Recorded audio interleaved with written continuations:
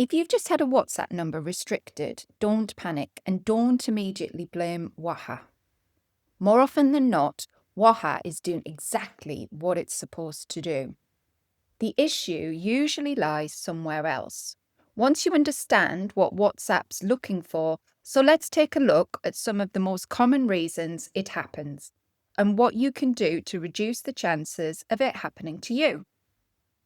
Phone numbers matter. One of the biggest misconceptions is that every phone number is the same. It isn't. People often look for the quickest or cheapest option, which is why virtual numbers are so popular. Now, can they work? Absolutely. Plenty of people use them successfully. The problem is that they can also be less predictable. Verification can become more difficult and reliability isn't always what you'd hope for. If you're building something important, it's worth thinking beyond simply getting a number to register. A lot of these restrictions start to make sense. You want something that's going to remain reliable over time. Every number has a history. This catches a lot of people out. You might buy what you think is a brand new mobile number, but in reality, it may have been used before. Mobile operators recycle numbers all the time. That means the number could already have been registered with WhatsApp, or it could have built up a history before you ever owned it.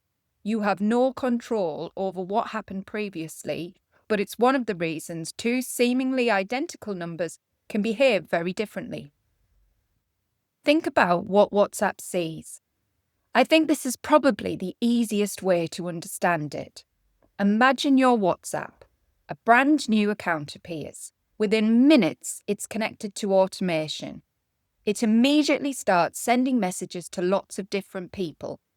Does that look like someone who's just bought a new phone and is chatting to friends? Or does it look unusual? Systems designed to prevent spam are looking for behaviour that stands out.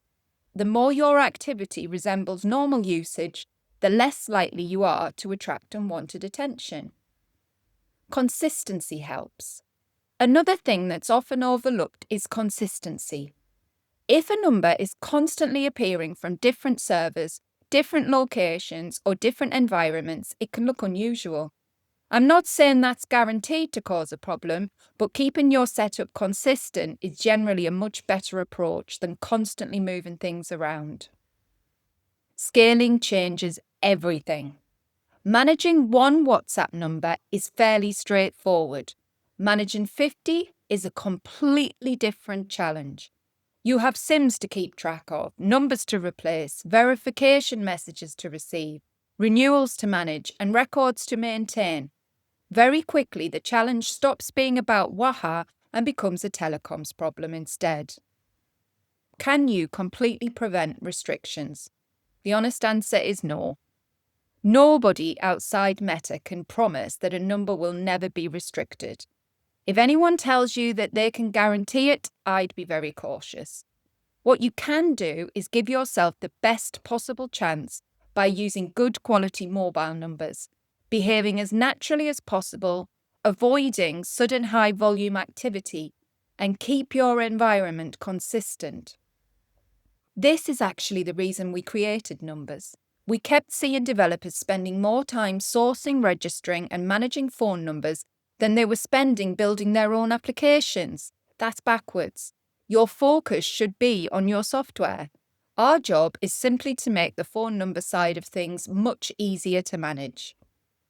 I hope that's helped explain why WhatsApp numbers sometimes get restricted. If you're using WAHA, I've put together a series of videos covering the most common questions people run into, from choosing the right type of number through to scaling multiple WhatsApp accounts. If you've got a question you'd like me to cover in a future video, leave it in the comments. And if you found this useful, don't forget to subscribe.